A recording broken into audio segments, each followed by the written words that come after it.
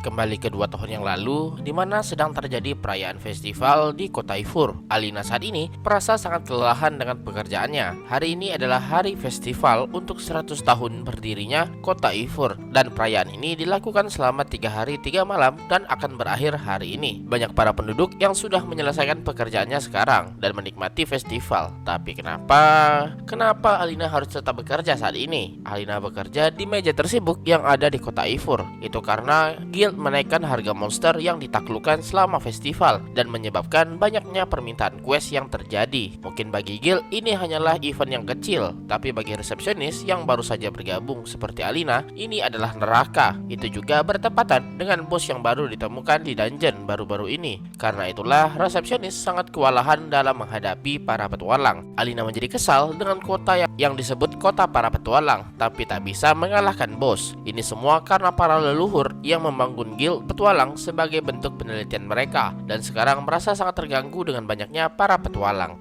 Alina hanya ingin pulang sekarang. Alina teringat sesuatu, jika di hari festival pendirian, orang yang dengan keinginan paling kuat dan mendambakan kekuatan akan menerima berkah dari para dewa. Bukankah ada mitos semacam itu? Pada awalnya, festival pendirian adalah sebuah ritual di mana para leluhur berdoa kepada dewa kuno dari tanah ini untuk mendapatkan kekuatan. Pada awalnya itu hanyalah mengikuti ritual sebagai bagian dari penelitian. Tapi tentu karena berkah dewa telah menghilang, ritual itu tak menjadi berarti. Tapi mungkin saja mitos itu benar-benar nyata. Jika Alina benar-benar memperkuat keinginannya, mungkin saja para dewa akan mengabulkan keinginannya, di mana kerja lemburnya menghilang. Alina pun dengan keras berdoa kepada dewa agar ia bisa pulang sekarang juga. Tapi tak terjadi apapun. Alina benar-benar tulus berharap kalau seseorang bisa mengalahkan bos itu secepat mungkin dan menangis karena sudah tak kuat menghadapi ini semua. Jika saja Alina bisa mengalahkan bos itu sendiri, maka ia bisa berpisah dengan semua pekerjaan ini. Tapi tentu saja itu tak mungkin. Bahkan Alina tak bisa mengalahkan monster terkecil. Juga seorang resepsionis dilarang mempunyai kerja sampingan. Meskipun Alina belum selesai dengan pekerjaannya, tapi ia harus pulang sekarang juga. Hanya untuk sebentar saja. Alina ingin menikmati festival, tapi tampaknya ia sudah terlambat karena festival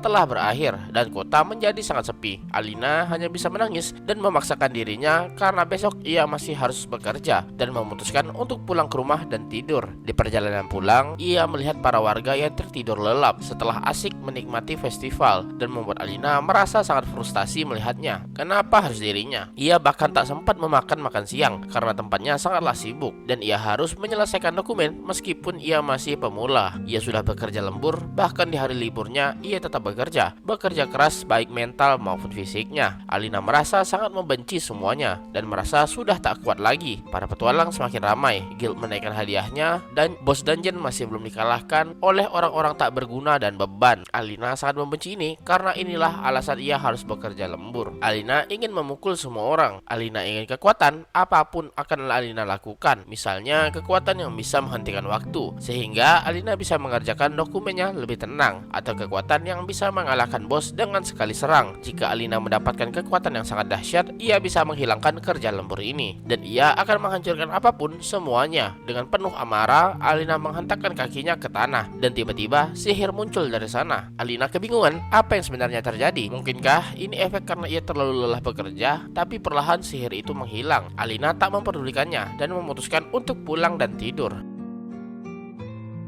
Alina pun terbangun dari tidurnya dan menjadi panik karena ia kesiangan. Alina bingung ada di mana ia sekarang, dan baru teringat kalau ia sekarang berada di bangunan milik party Silver Sword, dan sekarang mereka sedang bekerja sama. Tapi Alina tak menyangka kalau ia akan memimpikan masa lalu, di mana setelah sihir itu muncul, ia mendapatkan kekuatan yang sangat luar biasa. Jika saja Alina tak memiliki kekuatan ini, maka ia bisa terhindar dari party Silver Sword. Tapi mau bagaimanapun, Alina bisa tertidur di sini karena ia diperlakukan sama seperti party Silver Sword, di mana ruangannya sangat luas dan tempat tidurnya sangat lembut. Karena di sini adalah lokasi paling mewah di kota Ifur, dan itu akan lebih menyenangkan jika Alina datang ke sini sendirian ketika ia libur.